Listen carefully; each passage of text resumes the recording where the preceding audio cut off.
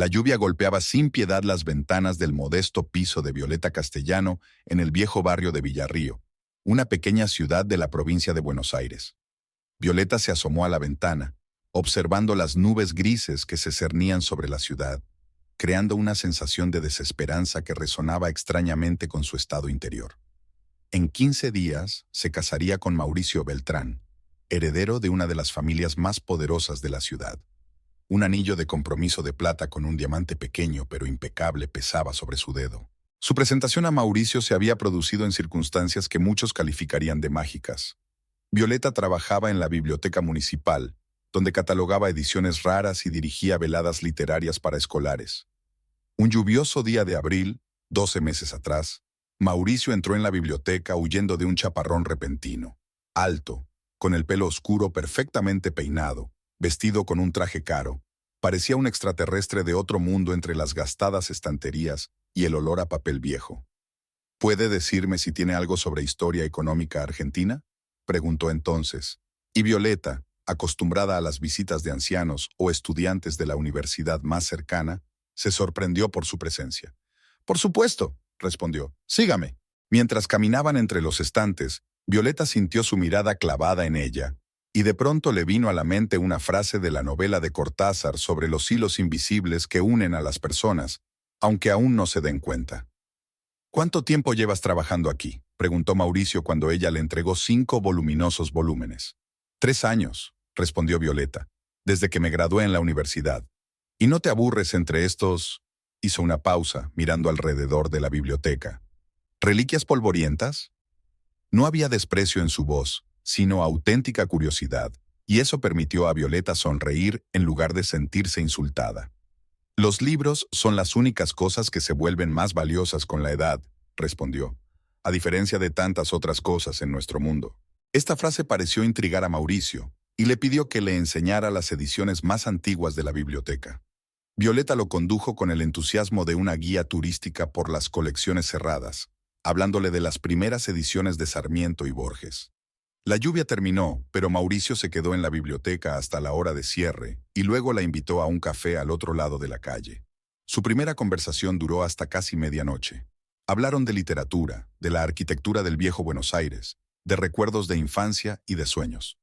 Violeta no quiso dejarse engañar. Comprendió la diferencia entre sus mundos. Su padre era profesor de matemáticas en el instituto, ya jubilado, y vivía en una pequeña ciudad a 300 kilómetros de distancia.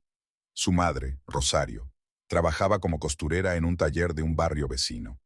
Dieron a su hija todo lo que pudieron: educación, amor por los libros, principios. Pero su mundo estaba lejos de las mansiones con piscina y jets privados. Y Mauricio, aquella primera noche no ocultó sus orígenes. Los Beltráns eran dueños de varias empresas agroexportadoras y tenían amplias conexiones en el gobierno provincial e incluso en Buenos Aires. Eran el tipo de familias sobre las que se escribía en las crónicas seculares y los diarios económicos. Pero algo en Mauricio aquella tarde parecía sincero. Habló de su pasión por la historia, de cómo quería ser arqueólogo hasta que su padre insistió en que estudiara económicas, de cómo se sentía encorsetado dentro de las expectativas familiares. Y Violeta, en contra de todas las advertencias de la razón, se permitió creer. Su relación se desarrolló rápidamente. Mauricio iba todos los días a la biblioteca y le traía ediciones raras que encontraba en subastas. Paseaban por los barrios antiguos de la ciudad, visitaban pequeñas exposiciones en la galería local. La escuchaba recitar poesía y le contaba sus viajes. 2 meses después, la besó por primera vez, a la sombra de un viejo magnolio en un parque de la ciudad, y Violeta sintió que el suelo se le iba bajo los pies. Cuando 6 meses más tarde le propuso matrimonio, arrodillado en ese mismo parque con un anillo que, según dijo, pertenecía a su abuela, Violeta dijo que sí sin dudarlo. Solo más tarde, cuando encontró en una joyería el mismo anillo con un precio de varios miles de dólares, sintió el primer escalofrío de duda, pero la descartó rápidamente, decidiendo que se trataba de un modelo similar. Ahora, mirando las gotas de lluvia que caían sobre el cristal, Violeta intentaba recordar exactamente cuándo habían empezado a cambiar las cosas. Quizá fue después de la primera cena con los padres de Mauricio, en su enorme mansión a las afueras de la ciudad. Ernesto Beltrán, con su pelo gris y sus penetrantes ojos oscuros, estaba sentado a la cabecera de una mesa de caoba en la que parecía caber toda una oficina gubernamental. Celina Beltrán, que llevaba un collar de perlas y el pelo perfectamente peinado, apenas hablaba, y solo de vez en cuando lanzaba miradas de evaluación a su futura nuera. ¿Así que trabajas en la biblioteca?, preguntó Ernesto en un tono que dejaba claro que no consideraba aquel lugar más que un almacén polvoriento. Sí, catalogo ediciones raras y dirijo programas educativos, respondió Violeta tratando de sonar segura. Fascinante, sonrió Celina con frialdad. Una ocupación tan intelectual. Violeta sintió que Mauricio le apretaba la mano por debajo de la mesa. Era un gesto de apoyo, pero también percibió algo más, una disculpa. La cena continuó en un ambiente tenso hasta que llegaron los demás invitados. Franco Insua, el socio de Ernesto, un hombre macizo de voz imponente y mirada tenaz, y su esposa Delia, una rubia frágil que parecía temer su propia sombra. Después del postre, los hombres se retiraron al estudio de Ernesto para hablar de negocios, y Celina se llevó a Delia para enseñarle las nuevas cortinas de los dormitorios de invitados, dejando a Violeta sola en el enorme comedor. Salió al jardín para respirar un poco de aire fresco y se encontró por casualidad bajo las ventanas del estudio, que estaban entreabiertas a causa de la sofocante tarde. La mercancía llegará el jueves, oyó la voz de Franco. Pero hay un problema con la aduana. Ya lo he resuelto, contestó Ernesto.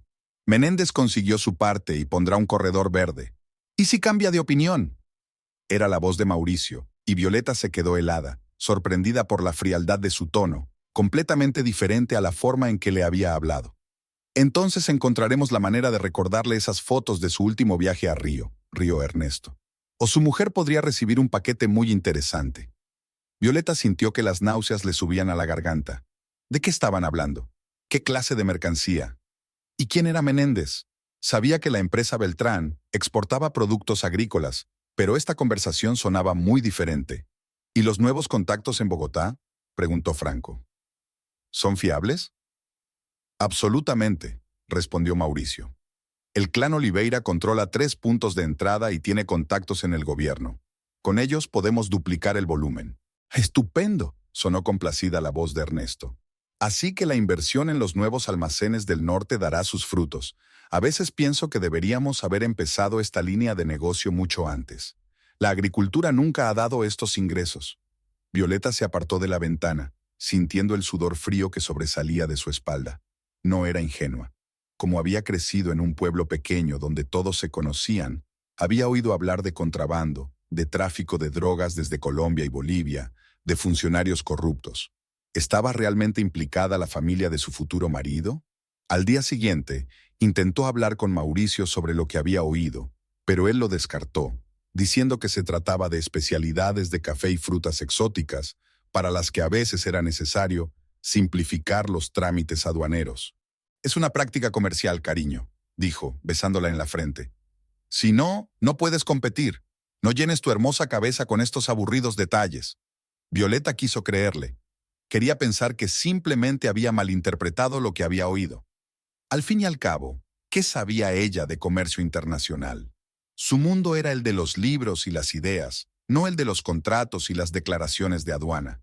Pero las dudas persistían, latentes en el fondo de su mente, listas para estallar a la primera oportunidad. Y esa oportunidad llegó 2 semanas después de la memorable cena, cuando Violeta visitó por primera vez el despacho de Mauricio en un alto edificio de cristal en el centro de negocios de la ciudad. Llegó sin avisar, llevando una caja de galletas caseras que había hecho con la receta de su madre, con la intención de darle a Mauricio una agradable sorpresa. La recepcionista, una mujer mayor de ojos cansados, le dijo que el señor Beltrán estaba reunido, pero que volvería en 20 minutos y le sugirió que esperara en su despacho. El despacho de Mauricio ocupaba una esquina del edificio y tenía ventanas panorámicas con vistas a la ciudad y al río. Un enorme escritorio de madera oscura, sillones de cuero, cuadros modernos en las paredes. Todo hablaba de poder y riqueza. Violeta se acercó a la ventana y observó a la gente que se movía como hormigas.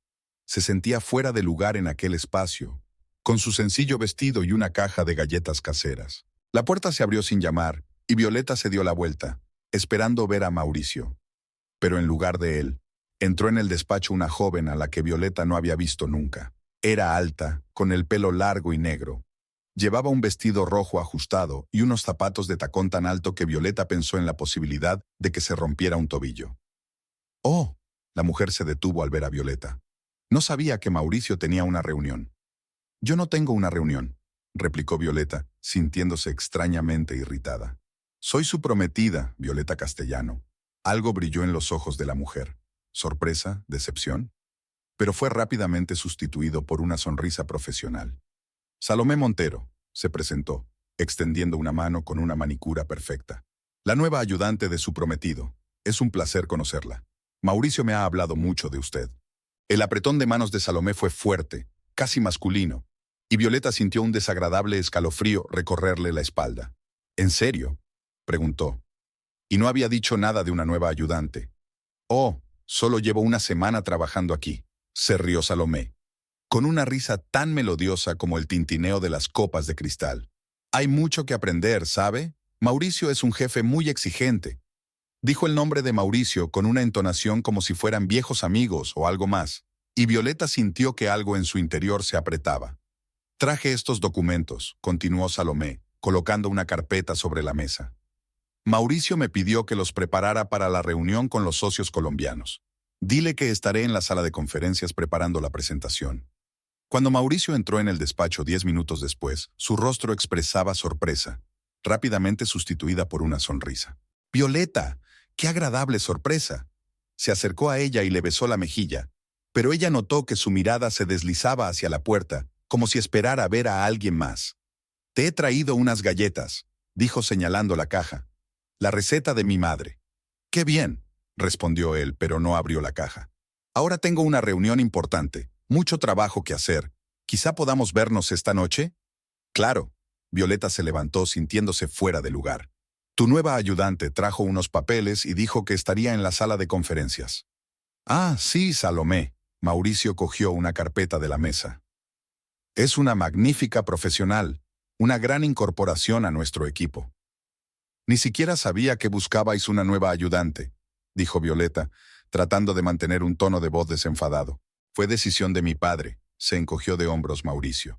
«Salomé tiene experiencia en contratos internacionales y habla 3 idiomas con fluidez. Nos ayudará con la nueva dirección». «¿Con los socios colombianos?», preguntó Violeta, recordando las palabras de Salomé y la conversación que había escuchado en casa de los Beltrain. El rostro de Mauricio se tensó un segundo. «Sí, tenemos un nuevo proyecto para importar café de primera calidad», respondió. «Pero, cariño, tengo que irme. Hay gente esperando». La acompañó hasta el ascensor, le dio un beso rápido en la frente y casi inmediatamente se dio la vuelta, en dirección a la sala de conferencias. Violeta observó su espalda que retrocedía y sintió que la distancia entre ellos crecía, no solo físicamente. Las semanas siguientes estuvieron llenas de preparativos para la boda. Celina Beltrán insistió en tomar en sus manos la organización de la ceremonia y Violeta, que no veía motivo de conflicto, aceptó. Solo pidió que la ceremonia se celebrara en la pequeña iglesia de San Miguel, donde se habían casado sus padres. Celina hizo una mueca, pero cedió, declarando que la recepción tras la ceremonia debía celebrarse necesariamente en el club de campo al que pertenecían los Beltráns. Violeta apenas veía a Mauricio estos días. Estaba ocupado con un proyecto importante, trabajaba hasta tarde. A veces incluso se quedaba a dormir en el piso de sus padres en la ciudad, explicando que no quería despertar a Violeta cuando volviera a medianoche. Ella intentaba hablar con él de sus dudas, de sus miedos, pero él la rechazaba una y otra vez, diciéndole que exageraba, que solo eran nervios previos a la boda, que después de la boda todo iría mejor, y tendrían más tiempo el uno para el otro. Una semana antes de la boda, Violeta recibió un mensaje de texto de una amiga, Camila, que trabajaba en una cafetería frente a la oficina de los Beltráns. «Acabo de ver a tu novio con una tía buena con un vestido rojo. Estaban almorzando y parecían muy cercanos. Quizá tenga que ver con el trabajo, pero pensé que deberías saberlo». Violeta se quedó mirando el mensaje un largo rato, sintiendo que las náuseas le subían a la garganta. Salomé. Tenía que ser Salomé. Aquella perfecta asistente con la manicura perfecta y una voz que sonaba a cristal caro. No le enseñó el mensaje a Mauricio. No montó una escena. En lugar de eso, llamó al despacho de los Beltrain y, cambiando la voz, preguntó por Salomé Montero. La secretaria le contestó que la señorita Montero estaba ahora almorzando con el señor Beltrán y que volverían en una hora. Aquella noche Violeta no pudo dormir. Se acostó mirando al techo y pensando en lo que estaba haciendo. ¿Se va a casar con un hombre al que no conoce? ¿Está la familia Beltrán relacionada con algo ilegal? ¿La está engañando Mauricio con Salomé? Podría romper el compromiso, devolver el anillo y marcharse. ¿Pero entonces qué? ¿Volver a la vida de bibliotecaria con un sueldo que apenas cubre el alquiler? ¿Tardes solitarias con libros en lugar de conversaciones? ¿Y si se equivoca? ¿Y si todas sus sospechas son fruto del miedo y la inseguridad? Violeta se despertó con el sonido de sus propios gritos. El sueño del que se había despertado se disolvía en la luz matinal que se filtraba a través de las finas cortinas, pero la sensación de inquietud persistía. Se sentó en la cama, respirando el aire húmedo de esta mañana gris. Hoy era el día de su boda. El reloj marcaba las 6:30 de la mañana. Faltaban más de 7 horas para la ceremonia, pero había mucho que hacer. La peluquera y la maquilladora debían llegar a las 9, el fotógrafo a las 10. Su madre prometió estar aquí a las 8 para ayudar con los últimos preparativos. Violeta se levantó y se asomó a la ventana. Había dejado de llover, pero el cielo seguía cubierto de nubes plomizas, como si incluso la naturaleza compartiera sus dudas. En el alféizar yacía una rosa marchita, regalo de Mauricio de su primera cita. La guardaba como un talismán, un recuerdo de aquella época mágica en la que todo parecía sencillo y claro. Violeta entró en la pequeña cocina y encendió la vieja cafetera, que la recibió con un gorgoteo familiar. Aquel sonido, al igual que el olor a café recién hecho, siempre era relajante. ¿Cuántas mañanas había pasado aquí, leyendo un libro con una taza de café cargado, disfrutando del silencio y la soledad? Ahora se convertiría en un recuerdo. Después de hoy, el desayuno la esperaba en el enorme comedor de la mansión de los Beltrán, con su vajilla de plata y su ambiente tenso. Sacó una vieja taza de porcelana con un pequeño desconchón en el asa, regalo de graduación de su padre. Un objeto tan imperfecto jamás habría aparecido en la mesa de los Beltrán. Violeta acarició la astilla con la punta del dedo. ¿Sería demasiado imperfecto para esta nueva vida? En la estantería junto a la cafetera había un sobre, la última factura del alquiler del piso. Mauricio se había ofrecido a pagarla, pero Violeta había insistido en hacerlo ella misma. Era su última acción económica independiente. A partir de mañana, su pequeño sueldo de bibliotecaria parecería ridículo comparado con la fortuna de los Beltrán. El teléfono vibró y el nombre de Mauricio apareció en la pantalla. Violeta contestó, intentando que su voz sonara alegre. «Buenos días, señora Beltrán». Su voz sonaba enérgica, como si llevara mucho tiempo de pie. «¿Cómo se siente en un día tan especial?» «Un poco nerviosa», respondió Violeta con sinceridad, apoyando el teléfono contra su hombro y sirviéndose café. «¿Y tú?» «Estoy encantado», contestó Mauricio. «Por fin vas a ser mi mujer. He enviado un coche a recoger a tu madre. Debería estar en tu casa a las 8. Y no olvides que la maquilladora...» «Llegará a las 9, me acuerdo», lo interrumpió Violeta. «Mauricio, yo... quería preguntarle por Salomé, por sus sospechas, sus temores. Pero hoy no, no por teléfono. No cuando todo está listo. Los invitados están invitados y no hay a dónde ir. ¿Tienes dudas?» Había una ansiedad en su voz que podía ser genuina o podía estar bien interpretada. «No», mintió Violeta. «Solo estoy preocupada. Es normal, ¿no?» «Absolutamente normal», rió Mauricio aliviado. «Tengo que irme. Mi padre me llama para una reunión urgente. Nos vemos en la iglesia, amor». Colgó, dejando a Violeta con el café sin terminar y una pesadez en el pecho. Dejó la taza y se acercó al armario donde colgaba su vestido de novia, protegido por una funda. No quería abrirlo ahora, temerosa de ver la encarnación de una decisión que podría haber sido un error. La ducha la tranquilizó un poco. Violeta se lavó el pelo a conciencia con champú perfumado de jazmín, el perfume favorito de Mauricio. Se secó con una toalla suave y se miró en el espejo empañado. Hacía 3 meses que había cumplido 25 años. No era una novia demasiado joven, pero tampoco una mujer madura. Alguien en el medio, aún formándose. Entonces, ¿era correcto comprometer su vida con un hombre del que dudaba? El timbre de la puerta interrumpió sus cavilaciones. Violeta se puso la bata y fue a abrir, esperando ver a su madre. Pero en el umbral había un mensajero con una caja enorme. «¿Señorita Castellano?», preguntó, comprobando el albarán. «Entrega del señor Beltrán». Violeta firmó los papeles y aceptó la caja, inesperadamente pesada. En su interior había un magnífico ramo de rosas blancas y crema atado con una cinta dorada y una cajita de terciopelo. En la caja había un collar de perlas, réplica exacta del que Celina Beltrán llevaba habitualmente. Iba acompañado de una nota escrita con la caligrafía ornamentada de Mauricio. «Para mi hermosa novia, para que brilles en nuestro día especial. Con amor, Emu». Violeta cogió el collar y sintió la frialdad de las perlas en sus dedos. Era un regalo caro. Claramente valía más de lo que ella ganaba en un año. Un símbolo de lujo que ahora iba a formar parte de su vida.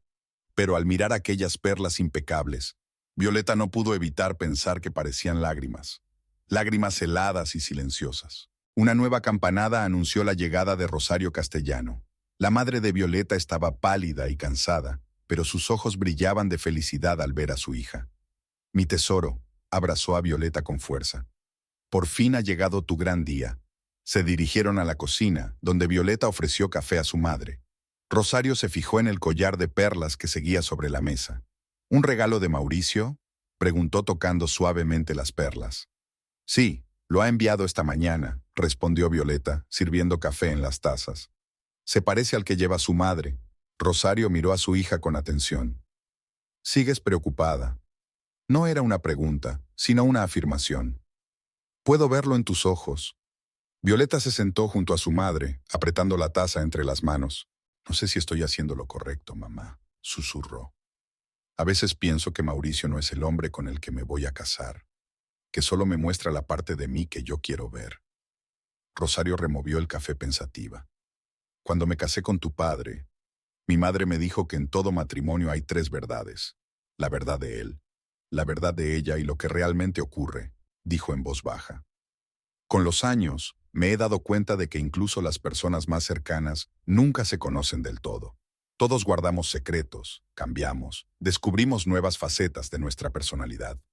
Pero si esos secretos son peligrosos». Violeta bajó la voz, aunque estaban solos en el piso. «¿Y si la familia de Mauricio está metida en asuntos que pueden traer problemas?». Rosario se puso aún más pálida. «¿Tienes alguna prueba?», preguntó tensa. «Solo sospechas», respondió Violeta. «Conversaciones que escuché por casualidad. Pistas. Nada concreto».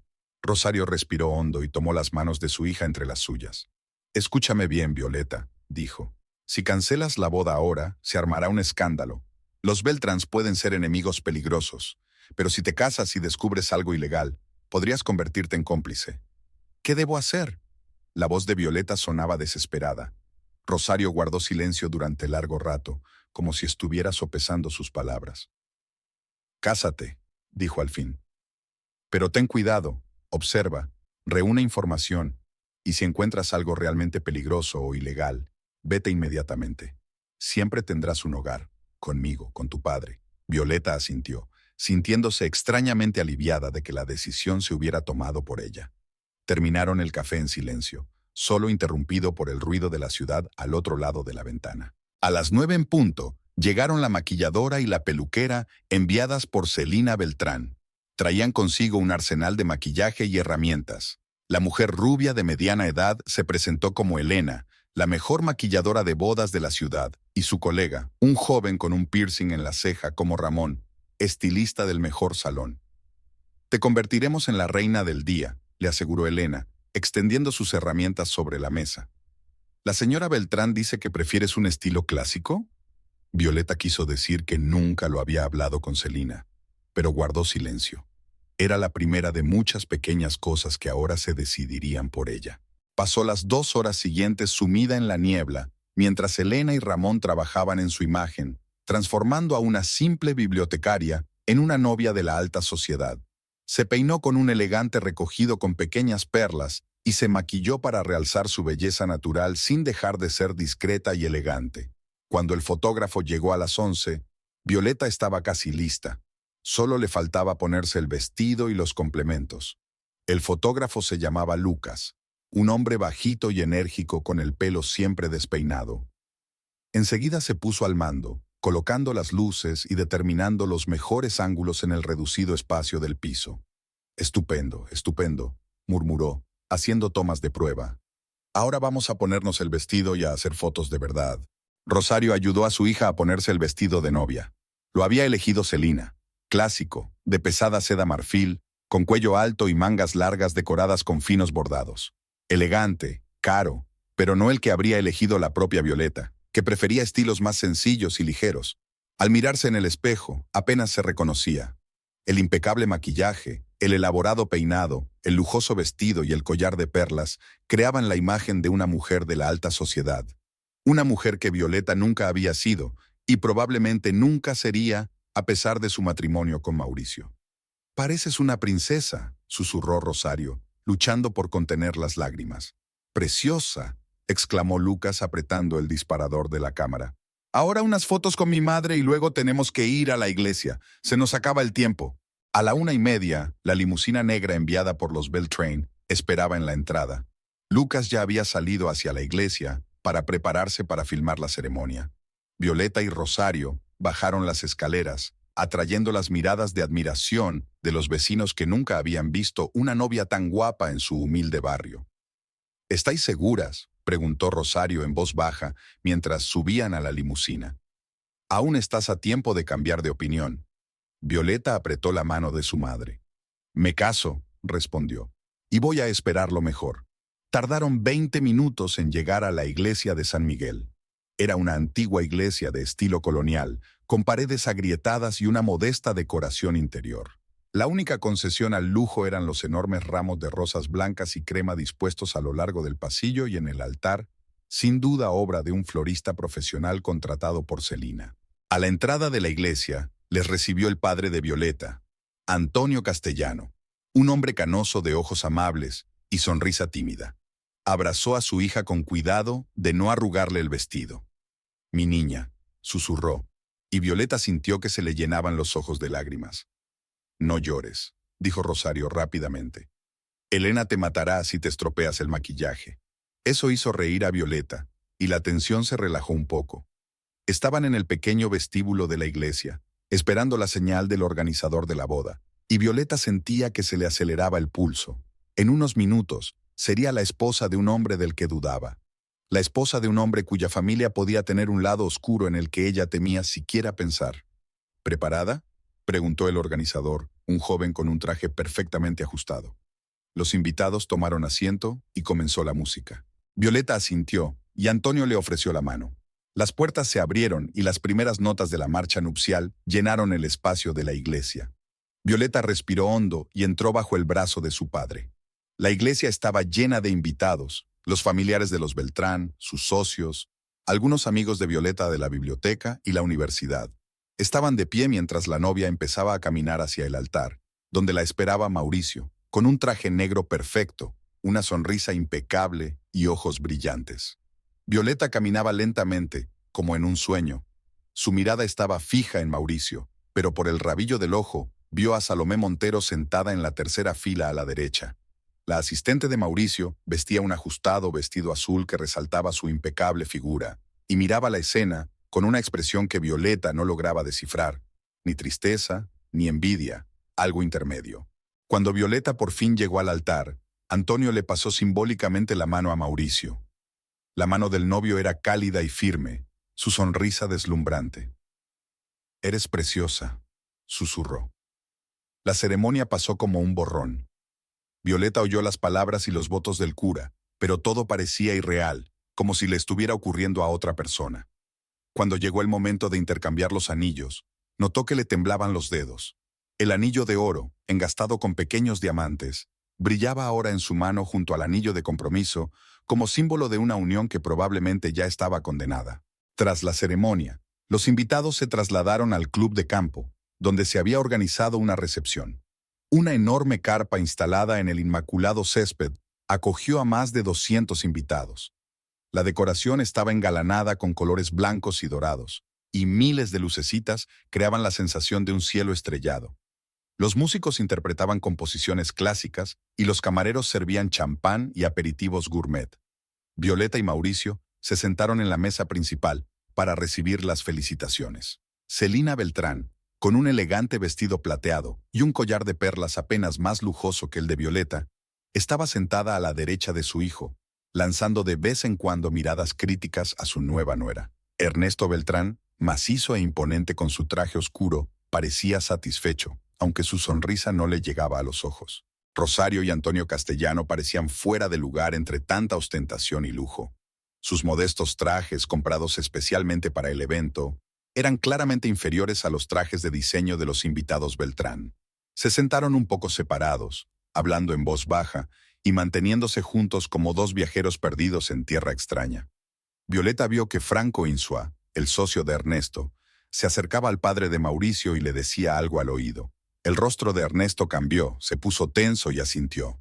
Franco le entregó un pequeño sobre, que Ernesto metió rápidamente en el bolsillo interior de su chaqueta. Era un gesto extraño para un regalo de bodas, y Violeta sintió un escalofrío recorrerle la espalda.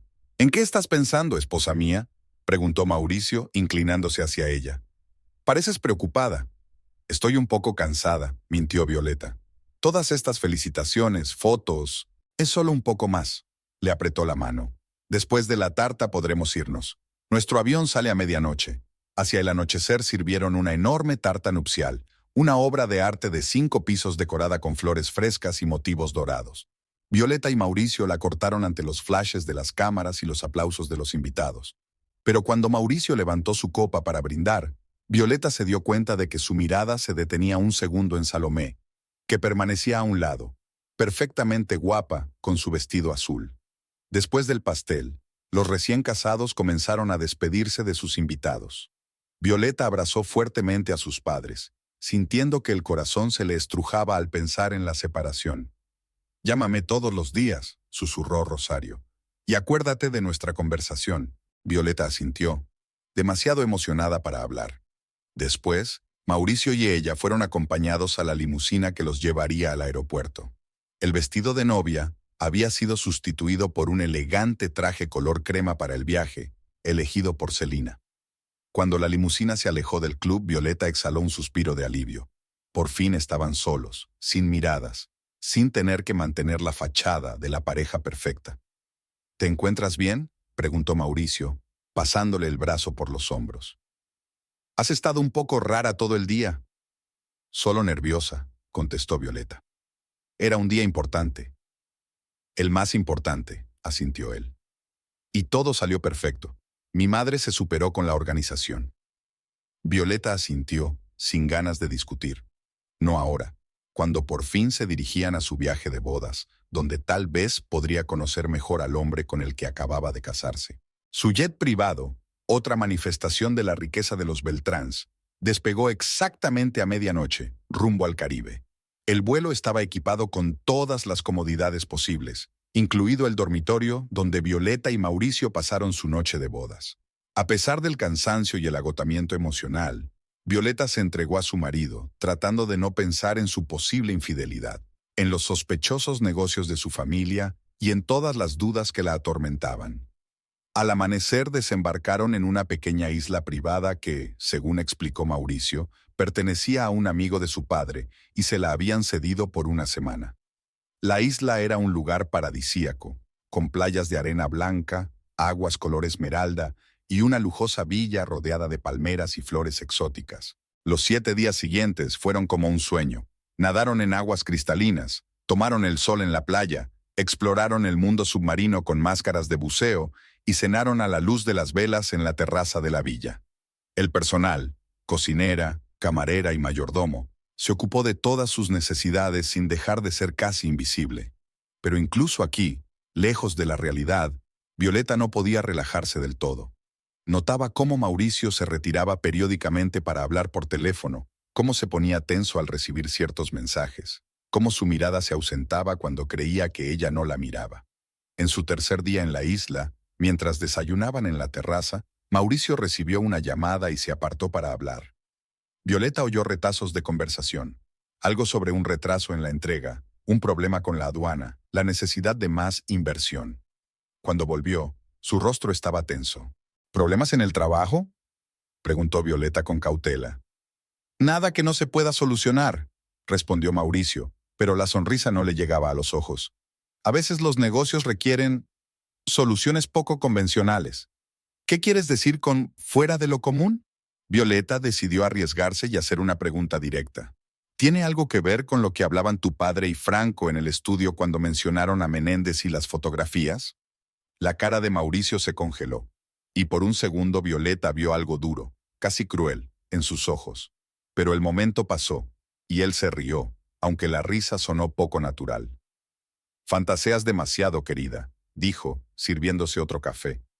Los negocios son siempre negociaciones, acuerdos, compromisos. A veces hace falta un empujoncito en la dirección correcta. Eso no significa que estemos haciendo nada ilegal. ¿Y Menéndez? Insistió Violeta. ¿Quién es Menéndez? Un funcionario del ministerio, respondió Mauricio de mala gana. Tiene cierta influencia en los trámites aduaneros. Y sí, tuvo una aventura durante su viaje a Río, lo sabemos. Son negocios, Violeta. Todo el mundo utiliza la información para sacar ventaja. Es chantaje, dijo en voz baja. Este es el mundo real, replicó Mauricio con rigidez. No el mundo ideal de tus libros, donde todo es justo y equitativo. Este es el mundo de la supervivencia del más fuerte. Y mi familia no solo pretende sobrevivir, sino prosperar. Violeta se despertó con el ruido de un cortacésped en marcha. Se quedó inmóvil un momento, desorientada, intentando darse cuenta de dónde estaba.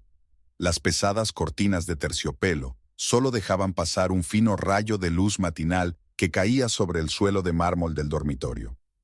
La enorme cama con dosel parecía inmensa, sobre todo ahora que estaba sola en ella. La casa de Mauricio estaba vacía, fría e intacta, como si no hubiera vuelto por la noche. Habían pasado 3 semanas desde su regreso del viaje de bodas.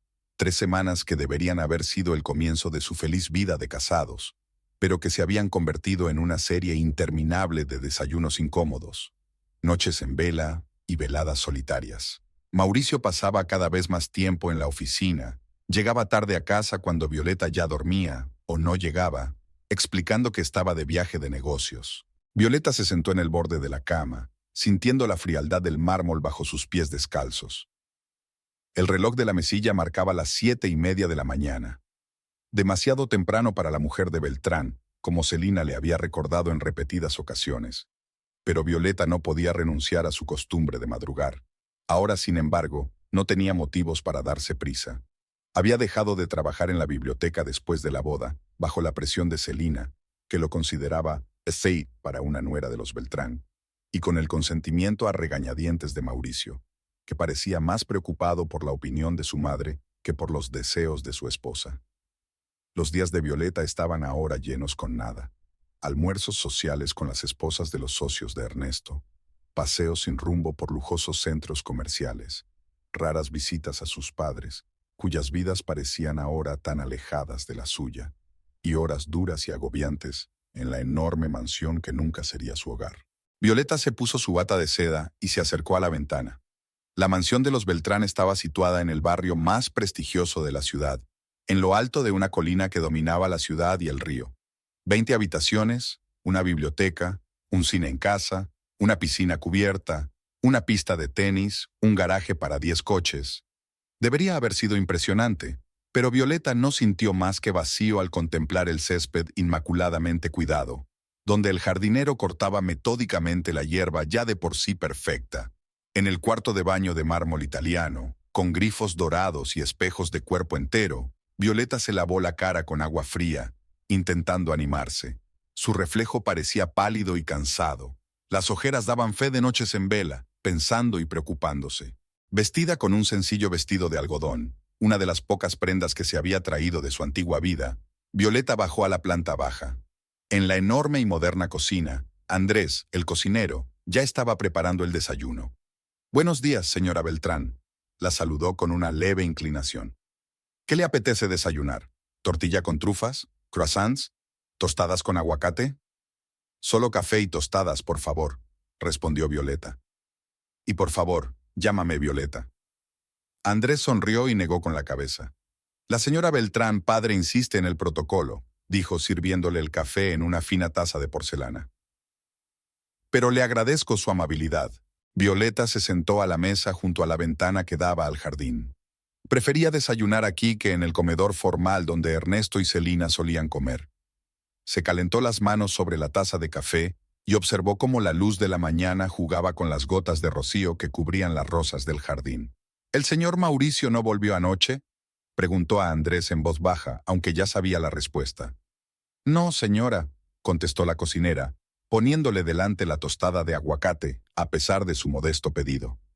Había llamado a Juan y le había dicho que se quedaba en el piso de la ciudad porque tenía una reunión temprano. Violeta asintió, sintiendo una pesadez en el pecho. El piso de la ciudad. Una excusa cómoda. No había ido ni una sola vez desde la boda, aunque Mauricio pasaba cada vez más tiempo allí. Por reuniones tempranas o reuniones tardías, las excusas se multiplicaban, cada vez menos convincentes. Después de desayunar, Violeta decidió visitar la biblioteca del ala este de la casa. Era el único lugar de la mansión donde se sentía mínimamente cómoda. Miles de volúmenes, desde antiguos folios hasta bestsellers modernos, llenaban las paredes desde el suelo hasta el techo. El olor a encuadernaciones de cuero y papel viejo le recordaba su antiguo trabajo, una época en la que se había sentido útil y feliz. De camino a la biblioteca, Violeta pasó por delante del despacho de Ernesto. La puerta estaba entreabierta, lo que no era habitual, ya que esta habitación solía permanecer cerrada cuando el amo no estaba. La curiosidad se apoderó de ella y Violeta se asomó cautelosamente al interior. El estudio estaba vacío. Un enorme escritorio de caoba, sillones de cuero, paredes colgadas con trofeos de caza y cuadros. Todo parecía normal, excepto por un portátil abierto y papeles esparcidos por el escritorio. Violeta sabía que no debía entrar. Era una invasión del espacio privado de Ernesto, un hombre que nunca había ocultado su actitud fría hacia ella. Pero algo la empujaba, tal vez una sospecha creciente, tal vez un deseo desesperado de conocer la verdad sobre la familia de la que había pasado a formar parte. Entró silenciosamente en el despacho y cerró la puerta con cuidado. Al acercarse al escritorio, vio que los papeles contenían algunos informes financieros y gráficos, columnas de cifras, flechas que conectaban varias empresas, nombres, algunos de ellos tachados con rotulador rojo. Un documento le llamó la atención. Una copia impresa de un correo electrónico con el logotipo de Beltrán Exports en el encabezamiento. La carta iba dirigida a un tal Ricardo Oliveira, de Bogotá, Colombia, y contenía un texto extraño. Estimado Ricardo, confirmo la recepción del último envío de café en grano. La calidad es excelente, como siempre. Nuestros clientes están muy satisfechos. Preparada la transferencia de la forma habitual a través de las Islas Caimán. Esperamos un aumento del 30% en el volumen el próximo trimestre, según nuestro acuerdo. Resuelto el asunto de Menéndez, la compensación adicional fue convincente. El corredor verde está asegurado para todo el año. Saludos, Ernesto Beltrán. Violeta sintió que el corazón le latía más deprisa. Granos de café entre comillas. Transferencias a través de paraísos fiscales. La mención a Menéndez que había oído en una conversación escuchada. Todo indicaba que sus peores sospechas podían ser ciertas. La familia Beltrán podía estar implicada en el tráfico de drogas, utilizando su empresa de exportación e importación como tapadera. Con manos temblorosas, hojeó los demás documentos que tenía sobre la mesa. Un cuadro de nombres de empresas, algunas de las cuales reconoció como empresas oficiales de los Beltrán, otras le resultaban desconocidas. Mostraba el flujo de dinero a través de una compleja red de empresas ficticias y extraterritoriales. Las cantidades eran astronómicas, millones de dólares circulaban por el sistema, limpios de su origen ilícito.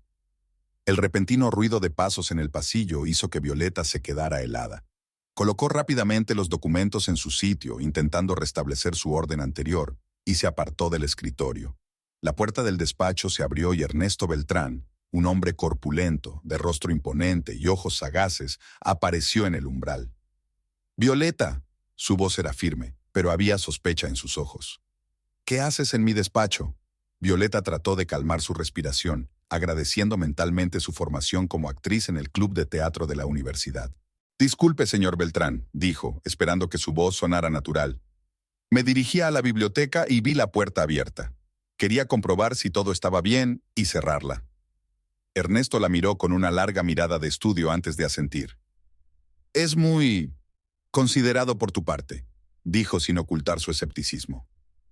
«Pero en el futuro, Por favor, no entres aquí sin invitación. Mi despacho no es lugar para miradas indiscretas. Por supuesto, lo entiendo, aceptó Violeta rápidamente. Le pido disculpas por la intromisión. Se dirigió a la salida, sintiendo la pesada mirada de Ernesto al pasar junto a ella. En el pasillo, solo se permitió respirar cuando la puerta del despacho se cerró tras ella. El corazón le latía tan fuerte que parecía que se le iba a salir del pecho. En lugar de ir a la biblioteca, Violeta fue al jardín. Necesitaba aire fresco. Se sentó en un banco de piedra bajo un viejo magnolio, tratando de entender lo que había visto. Los documentos que había encontrado no dejaban lugar a dudas. Los Beltráns estaban haciendo algo ilegal, pero ¿qué podía hacer con aquella información? ¿Acudir a la policía? ¿Quién iba a creer a la esposa de un Beltrán enfrentándose a una de las familias más poderosas de la ciudad? Además, no estaba segura de hasta qué punto Mauricio estaba involucrado en los asuntos de su padre. Quizás se limitaba a hacer recados sin saberlo todo. Violeta quería creerlo, pero en el fondo sabía que era poco probable. Esa noche, Violeta decidió llamar a Mauricio. Su teléfono estuvo mucho tiempo sin contestar, y cuando por fin descolgó, se oían voces y música de fondo. «Violeta, ¿qué te pasa?». Su voz sonaba ligeramente irritada, como si su llamada hubiera interrumpido algo importante. «Solo quería saber cuándo ibas a volver a casa», dijo ella, tratando de mantener la voz informal. «Es tarde y estoy preocupada». «Tengo una cena de negocios con unos socios de Bogotá», contestó Mauricio. «No me esperes despierta. Vete a la cama. Seguramente me quedaré en el piso de la ciudad». Violeta oyó de fondo una risa de mujer, melodiosa y familiar. La risa de Salomé. «¿Salomé también está en esta cena de negocios?», preguntó sin rodeos. La pausa al otro lado de la línea fue demasiado larga. «Sí, es mi ayudante, ¿recuerdas?», respondió por fin Mauricio. «Coordina las reuniones con los colombianos. Su español es impecable». «Por supuesto», dijo Violeta sintiendo que se le hacía un nudo en la garganta. «Disfruta de la cena». Colgó antes de que Mauricio pudiera contestar y tiró el teléfono sobre la cama. Se le llenaron los ojos de lágrimas, pero no dejó que se derramaran. En su lugar, fue al armario y sacó un sencillo vestido negro y unos zapatos de tacón bajo. Si Mauricio estaba en una cena de negocios, quería verlo con sus propios ojos. Violeta paró un taxi y le dio la dirección del restaurante El Puerto, el más caro de la ciudad, donde los Beltráns solían recibir a importantes socios. Era un riesgo. Mauricio podía estar en otra parte, pero su intuición le decía que iba por buen camino. El taxi se detuvo a cierta distancia del restaurante y Violeta recorrió el resto del trayecto a pie, intentando no llamar la atención. A través de los grandes ventanales del puerto pudo ver parte del salón. Y, efectivamente, allí estaba Mauricio, rodeado de 3 hombres con trajes caros y Salomé, sentada a su lado, demasiado cerca para una simple cena de negocios. Su mano tocaba de vez en cuando el brazo de Mauricio, que no se apartaba. Al contrario, se inclinó hacia ella y le susurró algo al oído, provocando su risa. Violeta observó esta escena, sintiendo que algo moría en su interior. Esto era más que una sospecha de traición. Era la confirmación de que toda su vida con Mauricio se había basado en mentiras. Se dio la vuelta y se alejó rápidamente sin querer ver más. De vuelta en la mansión, Violeta no podía dormir. Deambulaba por las habitaciones vacías, sintiéndose como un fantasma en aquella casa fría y extraña. ¿En qué momento su vida había tomado este rumbo? ¿Cuándo había pasado de ser una mujer segura e independiente a una esposa fantasma, nerviosa y desconfiada? A la mañana siguiente, Mauricio llegó pronto a casa, algo inusual en él en las últimas semanas. Parecía despierto y contento, como si hubiera pasado una noche estupenda.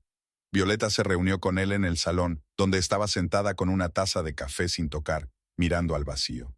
«Buenos días, cariño», le dijo él, inclinándose para besarle la mejilla. Olía a colonia cara, y Violeta estaba segura, a perfume de mujer. «Te has levantado temprano». «No podía dormir», respondió ella sin mirarle.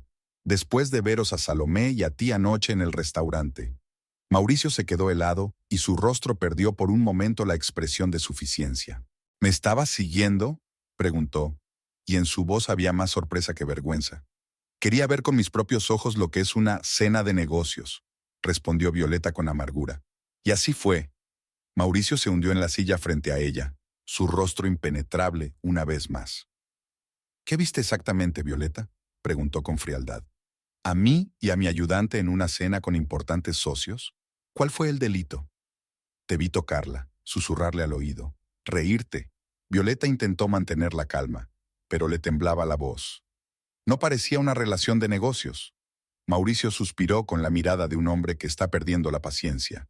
Salomé nos está ayudando a establecer relaciones con nuestros socios colombianos. Habla su idioma, entiende su cultura. Si para ello hay que ser encantador y amable, ¿qué hay de malo en ello? Son negocios, Violeta. No todo en este mundo gira en torno a dramas románticos. No me mientas, dijo Violeta en voz baja. No estoy ciega.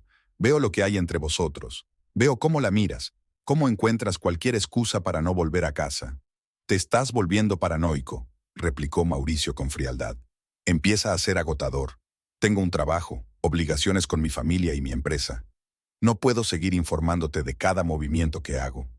Violeta sintió que la ira crecía en su interior, no solo por sus evidentes mentiras, sino también por el desprecio con el que la estaba tratando. ¿Y tus obligaciones conmigo?, le preguntó. ¿Tus votos matrimoniales? ¿O eran tan mentirosos como todo lo demás? ¿De qué mentiras estás hablando?, preguntó Mauricio con irritación. Sobre los granos de café de Colombia, respondió Violeta, decidiendo ir al grano. Sobre las transferencias a través de las Islas Caimán. Sobre Menéndez y el Corredor Verde. El rostro de Mauricio cambió, duro y frío. Revisaste los papeles de mi padre. No era una pregunta, era una afirmación. Te has pasado de la raya, Violeta. Y has violado la ley, dijo ella, extrañamente tranquila. Estás utilizando la empresa para traficar con drogas, ¿verdad?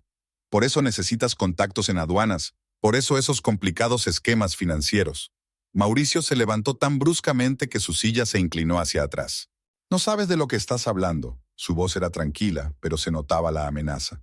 Y será mejor que te guardes esas fantasías para ti, por tu propio bien. ¿Me estás amenazando?, preguntó Violeta poniéndose también en pie.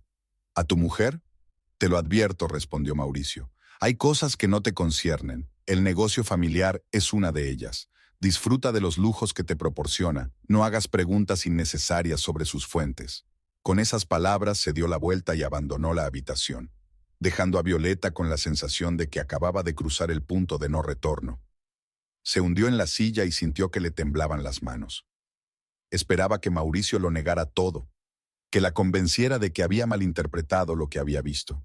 Pero su reacción no hizo más que confirmar sus peores temores. Durante los días siguientes, el ambiente en la casa se volvió insoportable.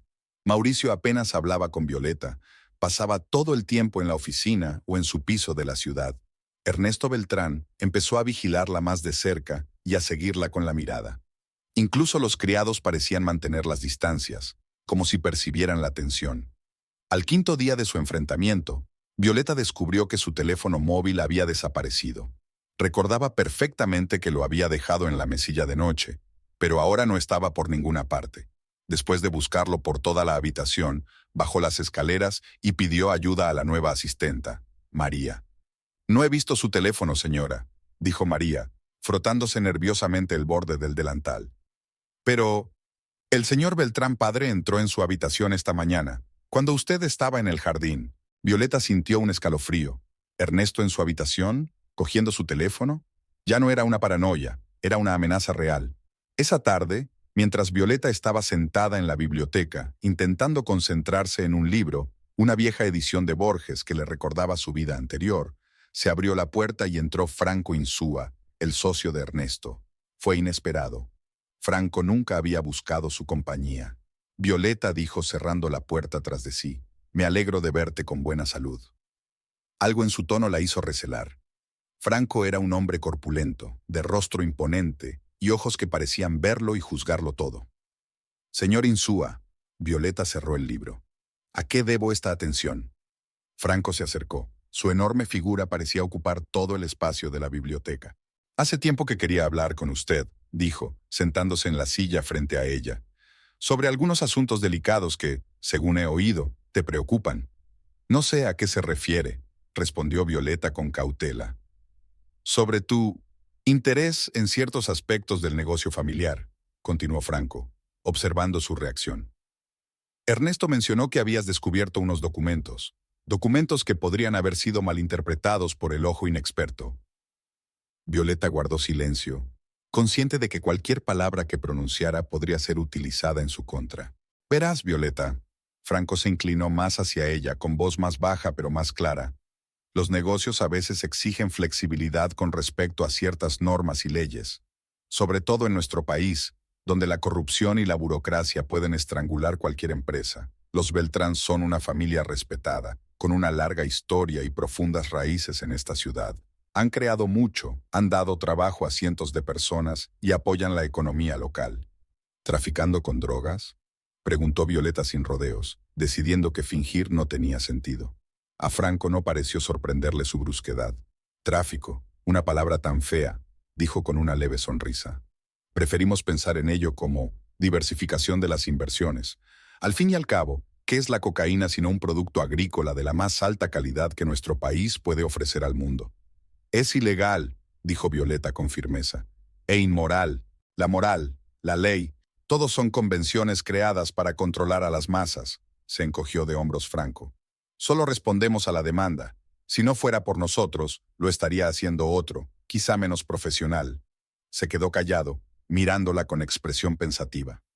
Comprendo tu preocupación, Violeta. Vienes de otro mundo, con otros valores, pero ahora formas parte de la familia Beltrán.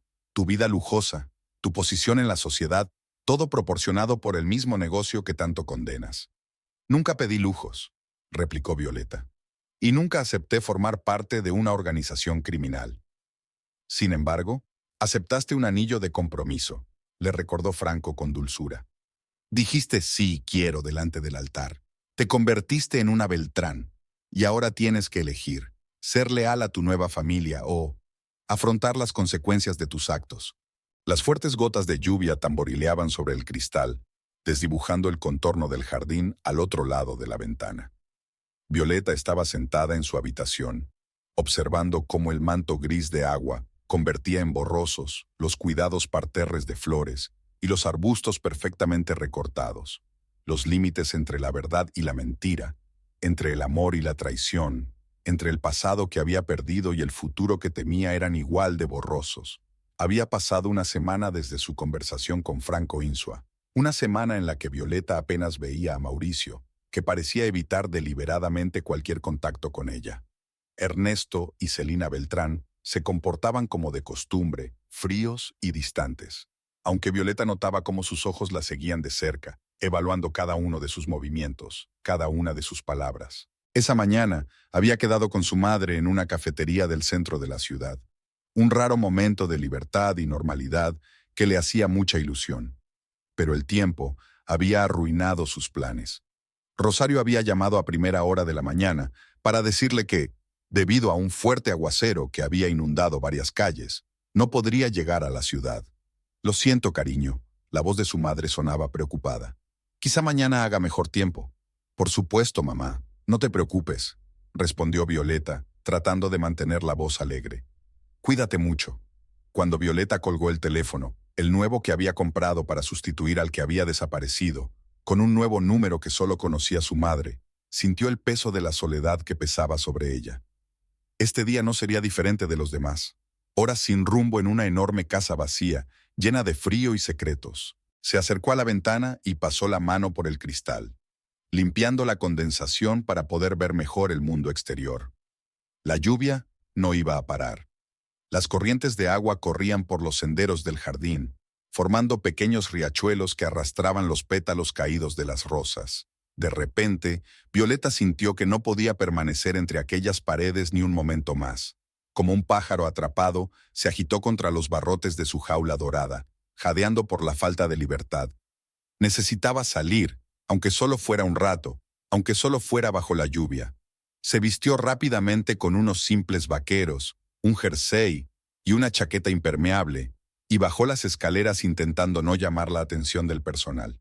En la planta baja se cruzó con María, que estaba limpiando muebles antiguos. «¿Señora Beltrán?» La criada parecía sorprendida. «¿Va a algún sitio con este tiempo?» «Solo a dar un paseo, María», respondió Violeta con una sonrisa forzada. «Necesito un poco de aire fresco». «Pero si está diluviando a cántaros», exclamó María. «Y el señor Juan se fue con el coche al aeropuerto a recoger al señor Ernesto». «Llamaré a un taxi», dijo Violeta, dirigiéndose a la salida. No se preocupe. Cuando salió al porche, respiró el aire húmedo, lleno de olor a lluvia y a tierra mojada. Era el olor de la libertad, el olor del mundo real, tan lejos de la atmósfera artificial de la mansión de los Beltrán. Violeta abrió el paraguas y caminó por el sendero que conducía a la verja, sintiendo cómo el agua se le colaba en los zapatos, cómo el viento le despeinaba el pelo, que llevaba revuelto bajo la capucha. Era incómodo, pero al mismo tiempo increíblemente vívido. Por primera vez en días, se sintió real. En la calle, paró un taxi y pidió que la llevara al centro. El conductor, un joven de ojos alegres, la miró sorprendido. «¿Con este tiempo?», le preguntó. «Todo el centro está parado hoy por las inundaciones. ¿Está segura de que es aquí donde quiere ir?». Entonces, Violeta se lo pensó un momento. «Al centro comercial Plaza Nueva. Debería estar abierto a pesar de la lluvia». El conductor asintió y arrancó el motor. Violeta se recostó en el asiento observando las mansiones del barrio acomodado desdibujadas por la lluvia. Cuanto más se alejaban de la casa de los Beltrán, mejor respiraba. Plaza Nueva era el centro comercial más lujoso de la ciudad, con boutiques de diseño, restaurantes caros y un cine de primera. Un lugar donde los miembros de la alta sociedad pasaban su tiempo libre gastando dinero, cuyo origen era a menudo cuestionable. Violeta no pensaba comprar nada. Solo necesitaba un lugar donde esconderse de la lluvia y de sus pensamientos. Tras pagar al taxista, entró en el vestíbulo de mármol y cristal del centro comercial. Se quitó la chaqueta mojada y dejó el paraguas en la caseta de la entrada. Violeta caminó tranquilamente por los amplios pasillos mirando los escaparates. No le interesaban los productos expuestos. Ropa de diseño, joyas, accesorios, todo le parecía un amasijo de símbolos de estatus sin sentido. Sus pies la llevaron a una pequeña librería perdida entre las boutiques. Fue un descubrimiento inesperado, una isla de cultura en medio de un mar de comercio. Violeta entró y sintió que el olor familiar de los libros y el papel la envolvía como una manta vieja y fiable. La tienda estaba casi vacía. Un día lluvioso no era propicio para ir de compras, y mucho menos para comprar libros. El único visitante, aparte de Violeta, era un anciano que hojeaba la sección de novela histórica. La dependienta, una mujer joven con gafas de montura fina, estaba sentada detrás de la caja registradora, inmersa en la lectura. Violeta paseaba entre las estanterías, tocando los lomos de los libros, leyendo los títulos. Muchos de ellos le resultaban familiares por su trabajo en la biblioteca. Se detuvo en la sección de poesía y cogió un volumen de Alejandra Pizarnik, una poeta argentina cuyos poemas siempre le habían resonado. Solo la voz encuentra un hogar, y yo buscaba el silencio absoluto. Solo la vida se expone, y yo por mi vida quisiera revestirme de otra. Las líneas, escritas hace décadas, parecían describir su estado actual. Violeta estaba tan inmersa en la lectura que no se dio cuenta de que habían pasado 2 horas. Solo cuando le rugió el estómago, miró el reloj y se dio cuenta de que se había perdido la comida. Dejó el libro en la estantería. No tenía sentido comprarlo. En la biblioteca Beltrán debían de tener un ejemplar, y se dirigió a la salida. La llovizna se había transformado en bruma, y decidió caminar hasta la cafetería más cercana para comer algo antes de volver a casa. A pocas cuadras del centro comercial estaba La Esquina, una acogedora cafetería que servía las mejores medialunas y cafés de la ciudad. Violeta había estado allí a menudo en su vida pasada, cuando solo era una bibliotecaria, con un pequeño sueldo y grandes sueños. Cogió una mesa junto a la ventana y pidió un capuchino y un bocadillo de jamón y queso. La cafetería estaba medio vacía. Solo había un par de ancianas en la mesa del fondo y un joven con un portátil trabajando en el mostrador. Violeta miró a la calle, donde los escasos transeúntes se apresuraban a pasar bajo los paraguas, y por primera vez en mucho tiempo sintió algo parecido a la paz. Decidió que mañana tendría que hablar seriamente con Mauricio, exigirle sinceridad, decirle que conocía su relación con Salomé, los asuntos ilícitos de su familia, y si nada cambiaba, se marcharía. Volvería a su antigua vida, a su trabajo en la biblioteca, al pequeño piso donde era feliz. Con esa decisión, se sintió extrañamente aliviada, como si se hubiera quitado un gran peso de encima. Tras terminar su café y pagar, Violeta salió de la cafetería. La lluvia casi había cesado, dejando tras de sí aire húmedo y charcos en las aceras. Decidió no llamar enseguida a un taxi, sino caminar un rato, saboreando el raro momento de libertad.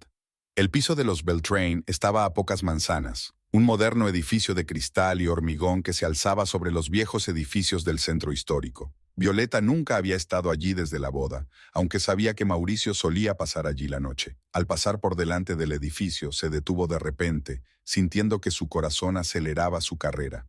¿Y si Mauricio estaba allí ahora? ¿Y si era una oportunidad de pillarle desprevenido, de ver su vida real y no la versión que le estaba mostrando? Sin dejarse llevar por las cavilaciones, Violeta entró decidida en el vestíbulo del edificio. El conserje, un hombre mayor vestido de uniforme, la saludó amistosamente con la cabeza. «Buenas tardes, señora», le dijo. «¿En qué puedo ayudarla?» Violeta dudó un momento. «Soy la mujer de Mauricio Beltrán. Necesito subir a nuestro piso». El conserje la miró atentamente. «¿Señora Beltrán?» Pareció un poco sorprendido. «Por supuesto. El ático está en el piso 20. El señor Beltrán volvió hace una hora». A Violeta se le encogió el corazón. Mauricio estaba realmente aquí, no en el despacho como había dicho esta mañana. Se obligó a sonreír.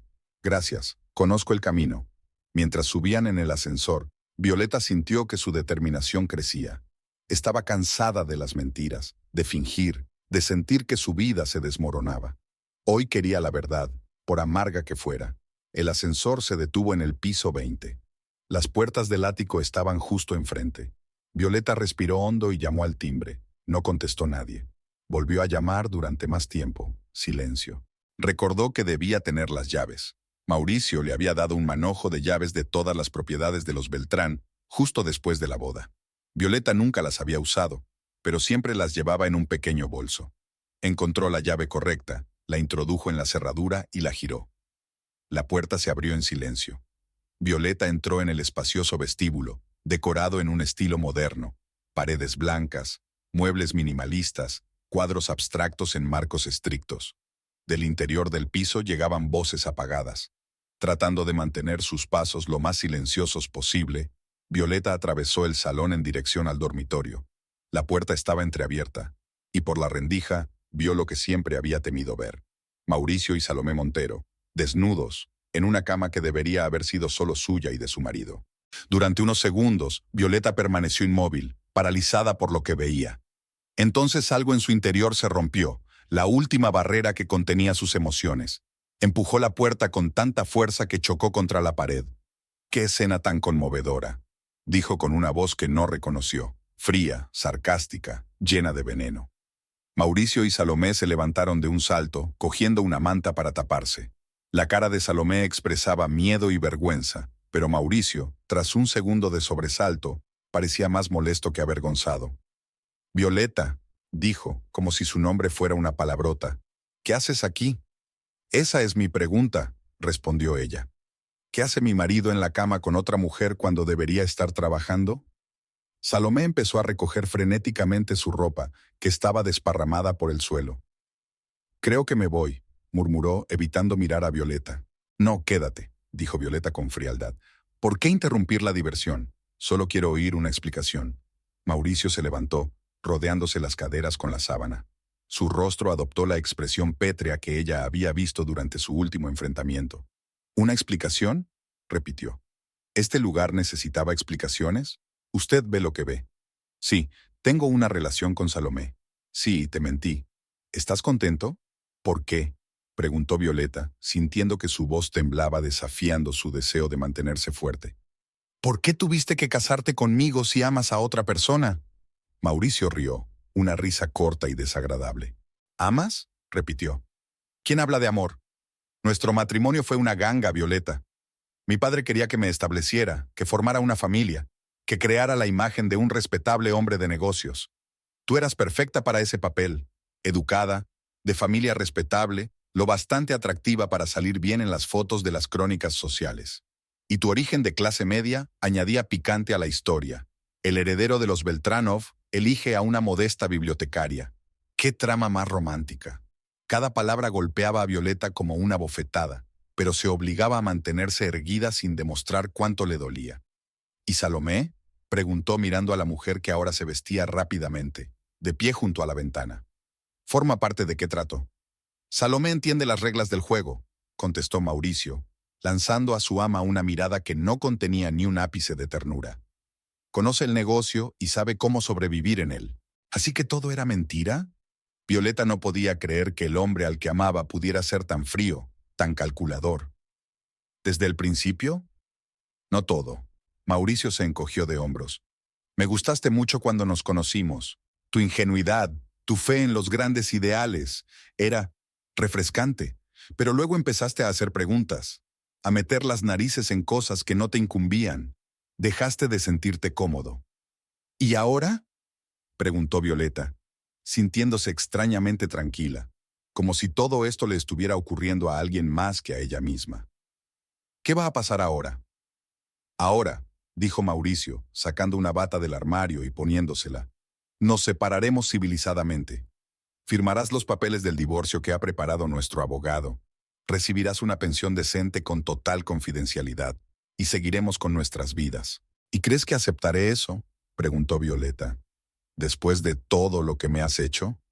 No te gustará la alternativa, contestó fríamente Mauricio. A mi familia no le gusta el escándalo y no perdona la traición. ¿Traición? Violeta sintió que la ira crecía en su interior. ¿Soy yo quien traiciona? ¿No tú? ¿Acostándote con otra mujer? ¿No tu familia vendiendo drogas? Salomé, ya completamente vestida, se quedó paralizada en la puerta al oír las últimas palabras. Mauricio le lanzó una rápida mirada. Salomé, déjanos, le ordenó. Te llamaré más tarde. Salomé asintió y salió rápidamente sin mirar a Violeta. Cuando la puerta del piso se cerró tras ella, Mauricio se volvió hacia su mujer y su rostro se endureció. No sabes nada de nuestro negocio, dijo, y será mejor que te guardes tus fantasías. Sé lo suficiente, replicó Violeta. Mira, he pagado $100,000 por nuestra boda, dijo Mauricio de repente cambiando de tema.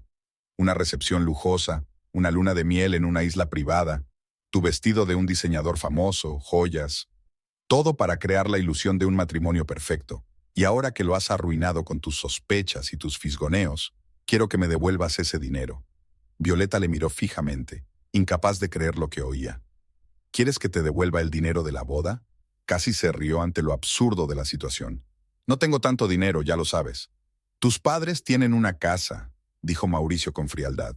Pueden venderla, o puedes pedir un préstamo, o encontrar otra manera. A mí me da igual. Quiero recuperar mi dinero.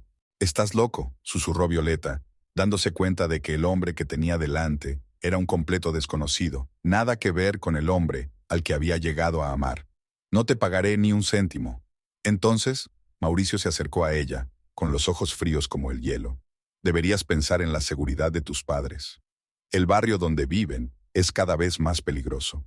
Los ancianos sufren muchos accidentes. ¿Estás amenazando a mis padres? Violeta no podía creer lo que estaba oyendo. ¡Qué bajo has caído, Mauricio! Solo expongo los hechos, se encogió de hombros.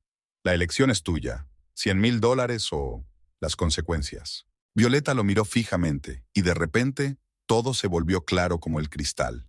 Aquel hombre al que una vez había amado era un monstruo con forma humana. Él y su familia vivían según sus propias reglas, sin respetar la ley ni la moral. Y ella no era más que un peón en su juego que iban a retirar del tablero cuando les resultara incómodo. Me voy, dijo con firmeza. Me voy de ti, de tu familia, de toda esta locura. Y si tú o cualquiera de tus lacayos le pone un dedo encima a mis padres, todo lo que sé sobre tus negocios acabará en manos de las autoridades. Hice copias de los archivos de la oficina de tu padre, grabé conversaciones, tengo pruebas que he enviado a una persona de confianza para que las guarde, con instrucciones de entregarlas a la policía, si me ocurre algo a mí o a mi familia. Era un farol, no tenía copias ni grabaciones, pero Mauricio no podía saberlo con seguridad. Vio que una sombra de duda recorría su rostro. Te estás tirando un farol, dijo, pero ya no había la misma confianza en su voz. Jaque, dijo Violeta mirándolo directamente a los ojos. Arriesga el bienestar de tu familia, tu libertad, o déjame en paz a mí y a mis padres, y guardaré tus sucios secretos. Se miraron fijamente en un tenso silencio. Finalmente Mauricio apartó la mirada. Vete, dijo, sal de mi vida. Pero recuerda que si se corre la voz de lo nuestro, sabré quién es el culpable. Y ninguna isbífara te salvará. Violeta se dio la vuelta y salió de la habitación, del piso, de la vida de Mauricio Beltrán. En el ascensor, bajando las escaleras, se sintió extrañamente aliviada, como si hubiera soltado una pesada mochila que llevaba demasiado tiempo sobre los hombros. Fuera, la lluvia había cesado por completo y el sol brillaba entre las nubes, creando intrincados dibujos de luz sobre el pavimento mojado. Violeta respiró profundamente el aire fresco y húmedo, y caminó hacia adelante sin mirar atrás. No había ido a la mansión de los Beltrán a recoger sus cosas. Nada de lo que había allí le pertenecía realmente. En su lugar, se dirigió a su antiguo piso, que afortunadamente aún no había alquilado a nuevos inquilinos, decidiendo conservarlo por primera vez después de la boda. Al subir las escaleras que le resultaban familiares, viejas, con peldaños desgastados y pintura desconchada en la barandilla, Violeta sintió que volvía a casa después de un largo viaje de pesadilla.